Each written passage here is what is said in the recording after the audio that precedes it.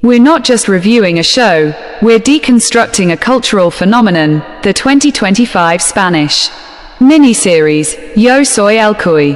The public response to this limited series has been nothing short of rapturous, solidifying its place as a groundbreaking piece of international television. Every element, from the visual narrative to the emotional depth, has been hailed as top-notch. In this first segment of our massive, multi-part deep dive, we're establishing the emotional core of the narrative and analyzing the breathtaking production value, particularly its cinematography and musical score. 0:45 to 2:30. The story's emotional anchor, love, war, and a locket. Yo Soy el Cuy masterfully sets its foundation in a classic dilemma, the conflict between duty and personal happiness. We are introduced to our protagonist, a highly decorated army officer. His character is not just defined by his military rank but by his deep, unwavering commitment to a singular promise of love. The script meticulously establishes his pre-war life and his relationship with his fiancée. The war is imminent, a looming shadow over their future. Before deployment, she gives him a locket, a small, tangible piece of home and hope. This is a crucial narrative device. It's more than jewelry, it's a symbol of his singular motivation. He holds onto it throughout the most harrowing, 4-year conflict imaginable. The scenes showing him clutching this locket in the trenches, amidst the chaos and trauma of battle, are some of the most powerfully framed shots in the entire series. It's what prevents him from succumbing to despair. His resilience isn't for country alone, but for a future with her. This emotional anchor provides the narrative with profound stakes that transcend the political backdrop of the conflict. 2:30 to 4:15. Production grandeur. Cinematography by David Omedes. The visual language of Yo Soy el Cuy is one of its strongest features. Cinematographer David Omedes employs a highly contrasted, almost painterly style.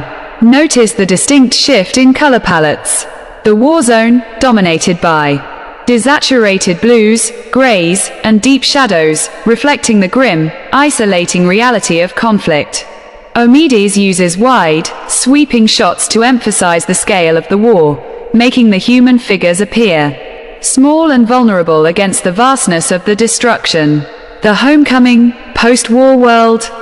The transition back to civilian life is marked by an initial vibrancy, warm, hopeful tones, which quickly morphs into the sterile, almost cold, high-gloss look of the corporate world, subtly hinting at the emotional coldness he will encounter. The use of close-ups during key dialogue exchanges, especially those involving the locket and the final confrontation with his fiancée, is precise, forcing the viewer to confront the raw emotion in the actor's eyes. 4:15 to 6 o'clock. The sonic heartbeat, Locus Vidal's score. While the visuals capture the eye, the score captures the soul. The music composition by Locus Vidal is truly the unsung hero of this mini-series, confirming the belief that his future in composing is exceptionally bright. Vidal uses distinct musical motifs to track the emotional arc of the protagonist. The Macklin motif, a soaring, yet melancholic string melody, representing the army officer's enduring hope and sacrifice. This theme often appears muted during wartime, only to swell during moments of remembrance. The betrayal theme, a jarring, synthesized chord progression coupled with sharp percussion that kicks in immediately upon his return and realization of the rejection. It's deliberately modern and cold, contrasting sharply with the classical, heroic war themes. Vidal's ability to use silence as an instrument, particularly in the post-war adjustment period, speaks volumes about his mastery. The score doesn't just support the drama, it often is the drama, guiding the audience through moments of silent despair and mounting internal rage. 6 o'clock to 7:30, directorial vision, David Ulloa's hand. Director David Ulloa ensures that the narrative maintains a tight focus despite the epic backdrop. His choice to use extended, lingering shots during moments of high emotional impact, a recurring theme that we will critique later, but works well here, allows the actors to build tension organically. Ulloa isn't interested in quick emotional payoffs, he demands patience from the viewer, letting the weight of the army officer's sacrifice settle before delivering the final hammer blow of betrayal. This directorial choice establishes the series as a contemplative drama, not just a standard action romance. Yo soy el Cuy, the definitive review, Part 2, Character Dynamics and the Corporate Labyrinth. Recap and introducing the conflict. Welcome back to our comprehensive review of Yo soy el Cuy. In Part 1, we established the protagonist's emotional journey and praised the stunning cinematography and thematic musical score. Now, in Part 2, we pivot to the core dramatic engine of the series, the tangled web of character dynamics, the shocking corporate revelation, and a detailed examination of the technical aspects that prevented this series from achieving a perfect score. The corporate betrayal, dissecting the central twist. The plot takes a sharp turn from a classic wartime romance into a high-stakes corporate thriller when the army officer returns only to find his fiancée has chosen a CEO. But the masterstroke of the writing, credited to David Moreno and Eva Saiz, is the revelation that the army officer is secretly the CEO of the very same massive company his fiancée now prefers. This twist is genius for several reasons. Themes of identity. It forces the audience and the character to question who he truly is, the dedicated soldier or the ruthless businessman. Irony of choice. His fiancée rejected the man she thought was just a soldier, for the power and wealth of the CEO, unaware she was rejecting the same power and wealth embodied by her former love. The series uses this duality to explore themes of class, perceived value, and the cost of secrecy. The army officer had kept his corporate identity hidden, perhaps to ensure his love was genuine, or perhaps due to security concerns related to the war. His post-war return is now a covert operation in both love and business. Performance deep dive. The lead trio. The success of this complex plot relies heavily on the nuanced performances of the lead cast. Joan Diego Botto, Macklin. Botto's portrayal of Macklin is layered. He seamlessly transitions from the stoic, hardened veteran to the sharp, calculating CEO. The pain he carries is often conveyed through minimal dialogue, relying instead on his powerful, expressive eyes. A tribute to the trauma of war and the sting of personal betrayal. Lena Martin, Les Dias, as the second key female character, the ambitious woman striving to advance the company, Martin provides the emotional counterpoint. Her character represents genuine, hard-earned corporate loyalty, contrasting with the fiancé's superficial attraction to status. Her arc is crucial for showing Macklin a different, healthier path forward. Elizabeth Casanas, Blana Navas, the former fiancée. Casanas bravely portrays a character who is initially sympathetic due to her wartime anxiety but quickly becomes a polarizing figure. Her performance is vital in capturing the allure of power and the moral compromises made in the pursuit of wealth. The Achilles heel, editing and pacing. Despite the narrative strength and the phenomenal acting, there is an undeniable critical flaw: the editing. As the editor, David Navas, unfortunately allowed many scenes to run far too long.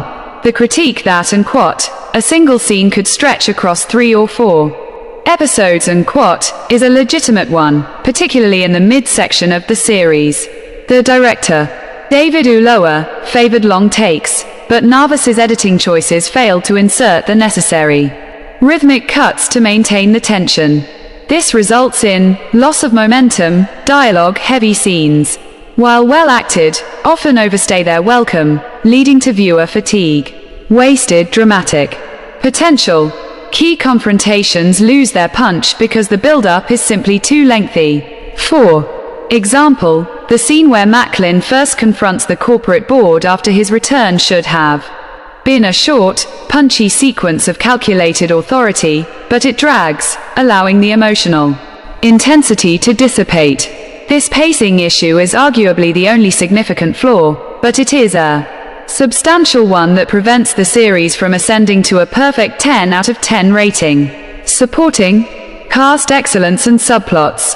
Even the vast supporting cast, including Israel Elzad, the mysterious consigliere, and Nico Sanez, the loyal platoon member, delivers memorable performances.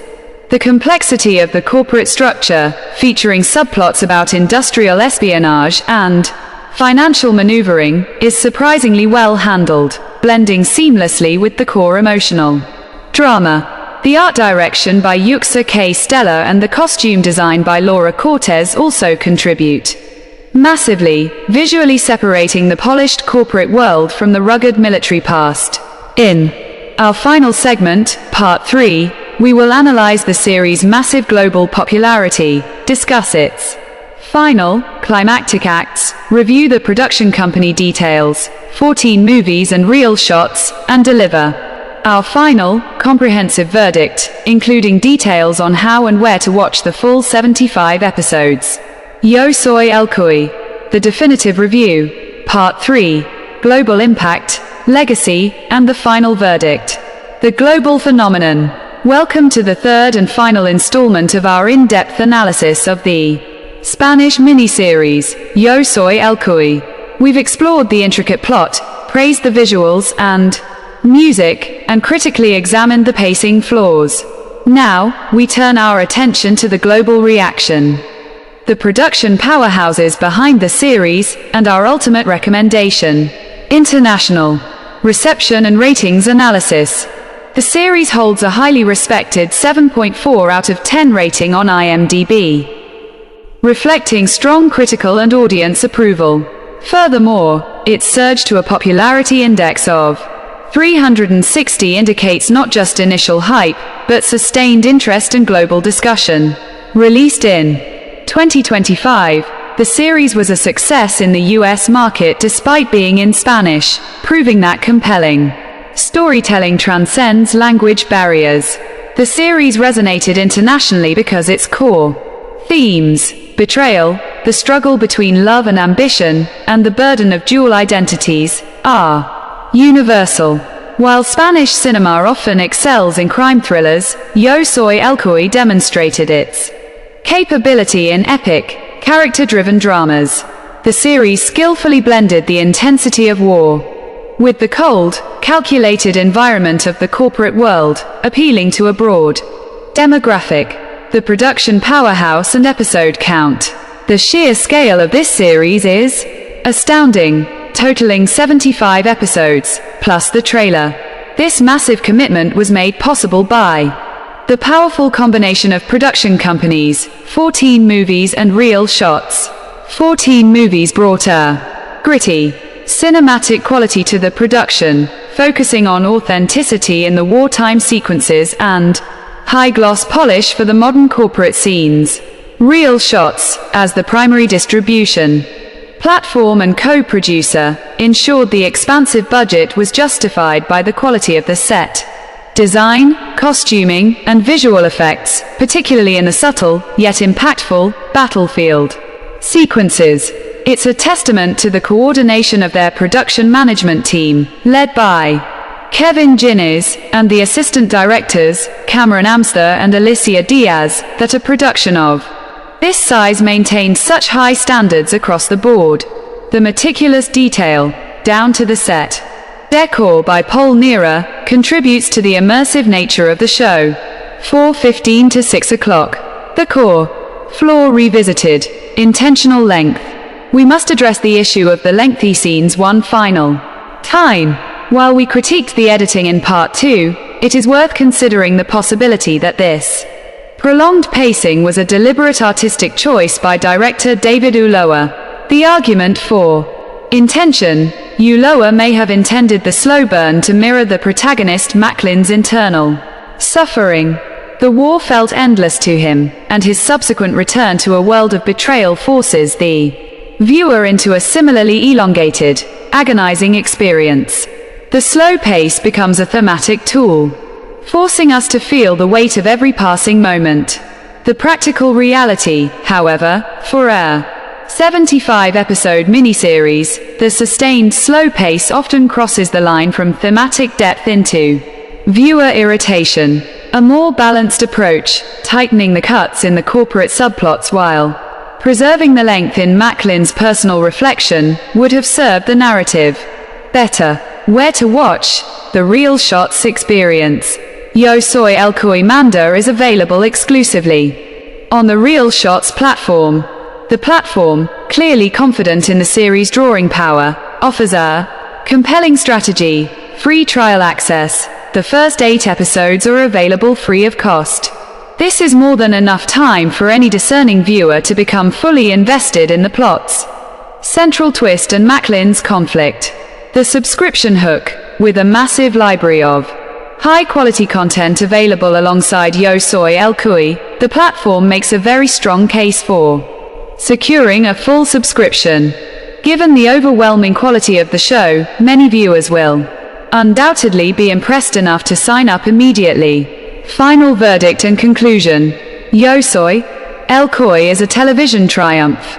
While it struggles with pacing issues, the sheer quality of the writing, the depth of the performances, the mastery of the musical score, and the stunning visual direction make it an unmissable series.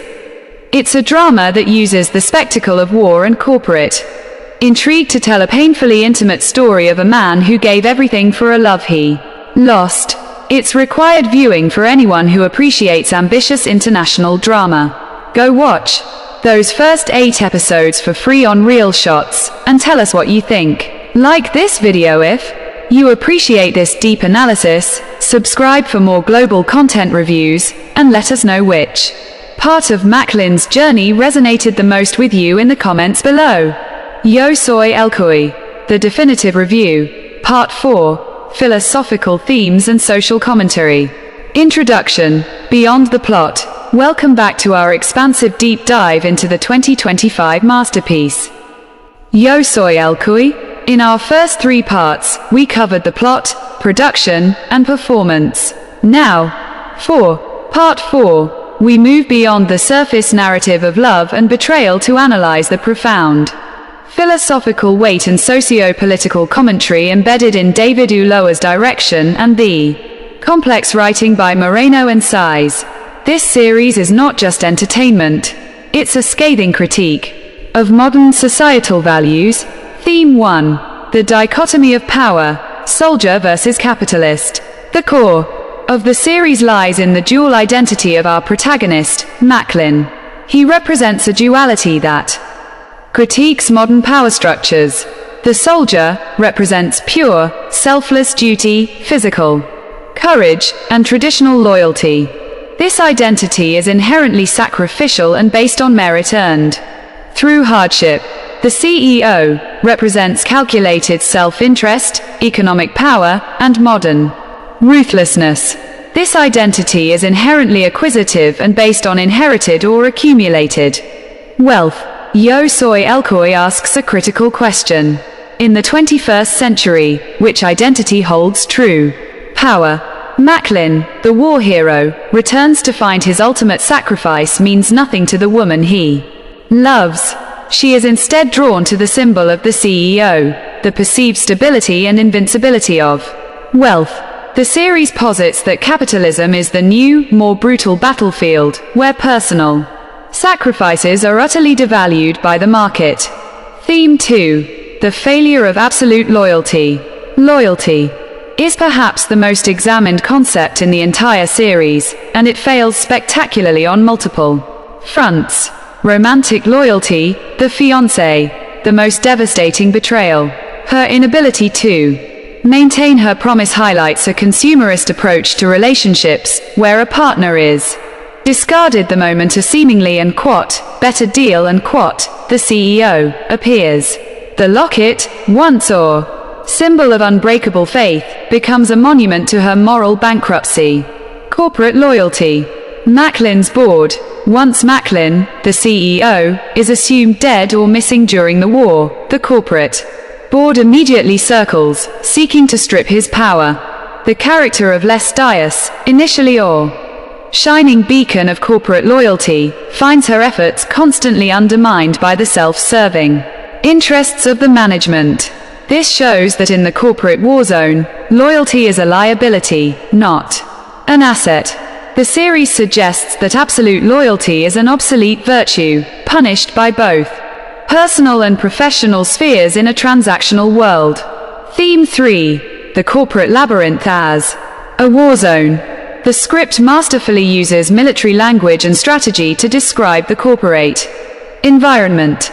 The war Macklin fought was clear enemies, clear objectives, and clear consequences. However, the corporate world he returns to is characterized by invisible enemies. The adversaries are not in uniform. They wear designer suits and hide behind legal documents and press releases. Ambiguous objectives. The goal isn't victory, but infinite growth, leading to constant internal backstabbing. Emotional casualties. The series highlights the emotional toll on characters like Les Dias, who faces ethical compromises and gender-based obstacles merely to keep the company stable, a different kind of heroism than Macklin's. Director Ulloa visually reinforces this theme by using similar tense staging, low-key lighting, and high-stakes musical cues. Vidal's score, for both the boardroom battles and the trench warfare scenes, subtly equating the two. Final symbolism. The locket and the ledger. Let's return to the powerful symbolism. The locket and its physical, emotional value are constantly juxtaposed with the company ledger, a symbol of abstract, quantifiable worth. The locket, a simple, priceless artifact, representing being, Macklin's past, his humanity, and his truth. The ledger, a complex document, representing having, the fiancé's current obsession and Macklin's hidden power. The show brilliantly concludes that only when Macklin learns to integrate the ruthless efficiency of the ledger, his CEO persona, with the moral grounding of the locket, his soldier's code, can he find true peace and win back what is truly valuable. It's a call for ethical capitalism, but one achieved through brutal experience. Conclusion and future content. That concludes our comprehensive, 4-part analysis of Yo Soy El Cuy. We hope this deep dive into the themes of identity, loyalty, and power has enhanced your viewing experience. If you've missed any of the previous parts, check them out immediately.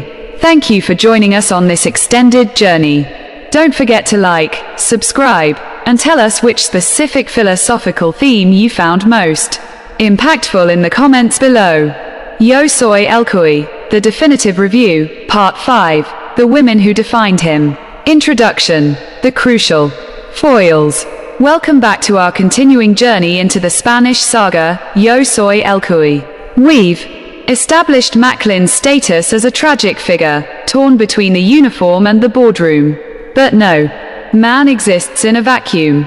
His entire trajectory, from a hopeful soldier to a vengeful CEO, is fundamentally shaped by the women in his life. In this segment, we are focusing exclusively on their two central female characters, Blana Navas, the fiancée who chose ambition, and Les Dias, the corporate warrior who became an unexpected ally. Their arcs provide crucial commentary on gender, loyalty, and power in the modern age. The betrayal of the ideal, Blana Navas. The character of Blana Navas, played by Elizabeth Casanas, is a tragic figure, though often reviled by the audience. She is not merely a jealous or shallow woman, the script uses her as a symbol of societal transformation. Pre-war Blana represents the traditional ideal, innocence, emotional support, and the promise of a peaceful future. The locket she gives Macklin embodies this pure ideal. Post-war Blana, the 4 years of conflict, loneliness, and societal instability change her. She chooses the perceived safety of wealth and status over the uncertain, war-torn reality of Macklin, the soldier. Blana's rejection is the narrative equivalent of a nuclear bomb. It proves to Macklin that his sacrifice for tradition and emotion is obsolete. Her choice to pursue and quote, a very large company's CEO and quote, is a direct commentary from the writers. In contemporary society, the economic identity is prioritized over the heroic, emotional identity. Blana is the first casualty of Macklin's dual life, forcing him to embrace his darker, corporate half, the pragmatic warrior, Les Dias. In stark contrast to Blana, we have Les Dias, played by Lena Martin, the dynamic employee striving to advance the very company Macklin secretly controls. Les Dias serves as the true mirror to Macklin's non-military potential. Asterisk meritocracy and competence. Les is defined entirely by her professional competence. And drive? She is fighting her own war, a grueling, often sexist, battle against old money. Entitlement within the corporate structure. Asterisk the new loyalty. While Macklin's old loyalty was romantic and military, Les embodies a new form, loyalty to merit and organizational purpose. She is not seduced by the idea of the CEO, but committed to the integrity of the company's mission. Their alliance is powerful. Les teaches Macklin that respect and loyalty in the modern world are earned through effective action and shared goals, not through past heroism or emotional bonds. Her character arc is essential because she offers Macklin a path to redemption, proving that purpose can exist outside of his painful past. Navigating the systems, gender, and power. Yosoi Elkoi effectively critiques how women must operate within these hyper-masculine systems, the military-industrial complex. Blana as the consumer of power. She seeks power indirectly, by attaching herself to the perceived strength and security of the CEO title. Her agency is ultimately passive. Asterisk Les as the generator of power. Les actively generates her own power through intellect, negotiation, and sheer persistence. Her struggle highlights the additional hurdles women face in climbing the corporate ladder. The scenes where she battles the skeptical board members are some of the most satisfying in the series, showcasing a quiet, intellectual strength that rivals Macklin's physical might. The writers make a clear statement: power sought through dependency. Blana is fragile. Power earned through competence. Les is enduring. The climax of female agency. A key sequence in the final third of the series involves both women making critical choices that affect the outcome. Blana's final realization that she has been chasing a phantom, the CEO's title, not the man, provides her character with a moment of bitter self-awareness. Asterisk Les Dias, on the other hand, steps up to take operational control during a crisis, proving to Macklin that she is his equal, not just a subordinate. This pivotal moment solidifies their future, whether as romantic partners or as business powerhouses. These two women serve as the ultimate litmus test for Macklin. His initial loss, Blana, defined his pain, while his eventual alliance, Les, defines his potential for recovery and ethical corporate leadership. Conclusion and what's next. The character work in Yosoi Elkoi is deeply rewarding, especially the complex portrayal of Blana and Les. Their storylines lift the series beyond a simple revenge plot into a thoughtful exploration of modern relationships and professional survival. That brings our analysis of the main arcs to a close. However, given the immense scope of this series, if you'd like to keep going, tell me, should we dive into final verdict and enduring legacy recap and the final frontier? Welcome, everyone, to the final installment of our massive 6-part deep dive into Yosoi Elkoi. We've meticulously explored Macklin's dual identity, dissected the brilliant corporate labyrinth, praised the complexity of Blana and Les, and analyzed the show's powerful philosophical themes. Now, we reach the conclusion, We're talking about the legacy, the fan response, and finally, delivering our ultimate verdict on this Spanish phenomenon. 0:45 to 2:45. The fandom effect. Theories and Easter eggs. A hallmark of any truly great series is the depth of its fandom, and Yo Soy El Cuy has delivered ample material for speculation. Two fan theories, in particular, took the internet by storm. Asterisk the CEO as a security protocol. Many fans hypothesize that Macklin's corporate identity was never truly separate from his military one. The theory suggests the large company was actually a front for covert operations or a massive defense contractor. This theory gives deeper context to why he could not reveal his identity to Blana, as it was a matter of national security, not just personal choice. This Easter egg is subtly supported by the cameo appearance of a minor character from the war in one of the final board meetings. Asterisk Les Dias as the true mastermind. A more complex theory suggests that Les Dias was a strategic plant from a rival corporation or even a government entity. Her sudden, effective rise and her uncanny ability to predict the board's moves lead many to believe she was grooming Macklin, ensuring the company and its secrets fell into the right hands. The writers intentionally left her background ambiguous enough to fuel this debate, adding a layer of sophisticated distrust to their eventual partnership. The power of ambiguity. Unresolved questions. The writing team of Moreno and Size deserves immense credit for not giving the audience a perfectly clean resolution. Instead, they left several key questions intentionally ambiguous, enhancing the series' realism and lingering impact. Asterisk the fate of the locket. Did Macklin ever truly discard the locket, the physical representation of his past hurt and emotional sacrifice? The final shot shows him wearing a new, simple watch, symbolizing his commitment to time and professionalism. But the fate of the locket itself remains off-screen. Does he preserve the memory, or destroy the symbol of his greatest failure?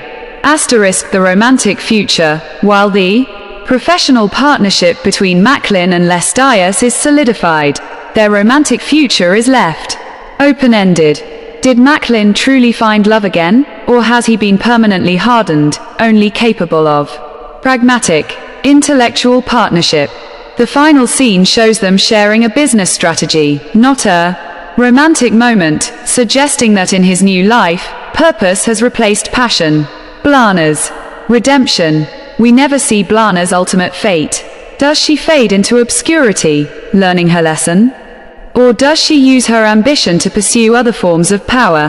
Her lack of a definitive ending is a statement on its own. Some characters simply become a necessary but ultimately disposable part of the protagonist's journey, legacy and impact on Spanish television.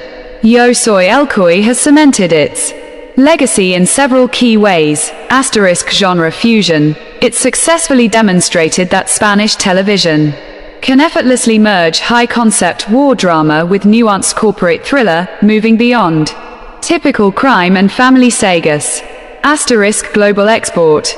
The show's massive success on the Reelshort platform proved the viability of large-budget, serialized Spanish content for international audiences, opening doors for future productions. Asterisk the new anti-hero, Macklin's journey redefined. The modern dramatic anti-hero, one whose trauma is not just physical, from war, but existential, from betrayal. He is a man who must become a villain, the ruthless CEO, to achieve personal justice. Despite the flaws in pacing, the sheer ambition, acting quality, and thematic density of Yo Soy El Cuy ensured its status as a critical and commercial success. The final verdict, our definitive score. After 6 detailed parts of analysis, we arrive at our final score. We must weigh the brilliant writing, the superior cast, and the outstanding cinematography against the singular, persistent issue of the slow, drawn-out editing. Asterisk story and themes, 10 out of 10, a perfect score for complexity and emotional stakes. Asterisk performances and music, 9.5, 10. Exceptional, particularly Boto and Vidal's score. Asterisk technical execution, 7.0, 10. Marked down due to the often frustratingly long scene cuts by David Navas. Averaging these elements, our definitive final score for the Spanish miniseries, Yo Soy El Cuy, is an outstanding 9.0 out of 10. The series is an absolute masterpiece of modern international drama, and we wholeheartedly recommend that you invest the time required for its 75-episode run. Conclusion and thank you. We hope this comprehensive analysis has been helpful for both seasoned fans and those about to dive into the world of Macklin. If you have enjoyed this extended journey, please remember to like this video, subscribe to our channel, and let us know in the comments what was the biggest shock or twist that you experienced while watching Yo Soy El Cuy. Thank you for watching.